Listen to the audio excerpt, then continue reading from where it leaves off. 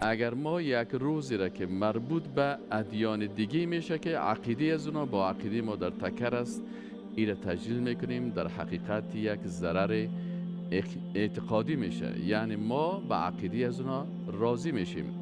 اگر کسی در عید اون دوها اشتراک میکنه که اونا بت پرستی میکنن، در حقیقت به این معنا هست که اینا بت‌های از اینا را آنچه میگن درست است. و اگر در عید نصرانی ها اشتراک میکنن، به این معنا که عقیده از اونا را تایید میکنن.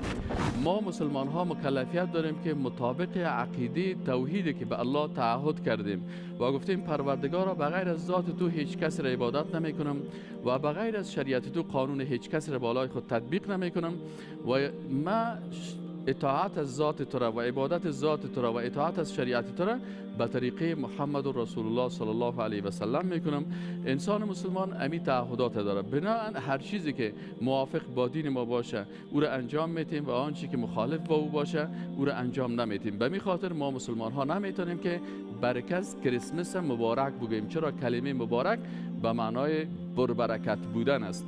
ای کاش اونا میگفتن که عیسی مسیح پیغمبر الله هست. عقیده ما با عقیده نصرانی ها در اینجا فرق داره که ما میگیم عیسی مسیح بنده الله هست، مثل حضرت محمد صلی الله علیه و سلم پیغمبر بود.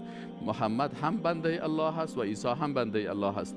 ولی اونا مشکلشان است که میگن که نه، عیسی مسیح بنده الله نه بلکه پسر الله هست. به این خاطر اونا اگر کدام مجلس را درباره عیسی مسیح میگیره، به عقیده ازی میگیرن که او پسر خدا است، نه بنده الله. و ما را میتونیم که این عقیده را تایید بکنیم. ببینید بعضی فیلم ها هست در یوتیوب، سیل کنیم وقتی کریسمس اونا تجلیل میکنن، امو کشیش از اونا میه و اموجا مجسمه عیسی مسیح ماندگی هست، در مقابل از مجسمه کلشان احترام میکنن.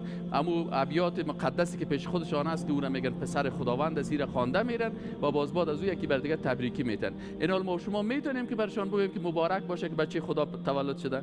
ما میره گفته نمیتونیم. اگه برش میگیم مبارک، یعنی مبارک چی معنی؟ یعنی با برکت باشه. امروز واقعا شما یک کار خوب کردین، واقعا خداوند علیاذ بالله بچه دارن و شما برای بچه خداوند امروز چیز کردین، جشن گرفتین و ما هم راضی هستیم.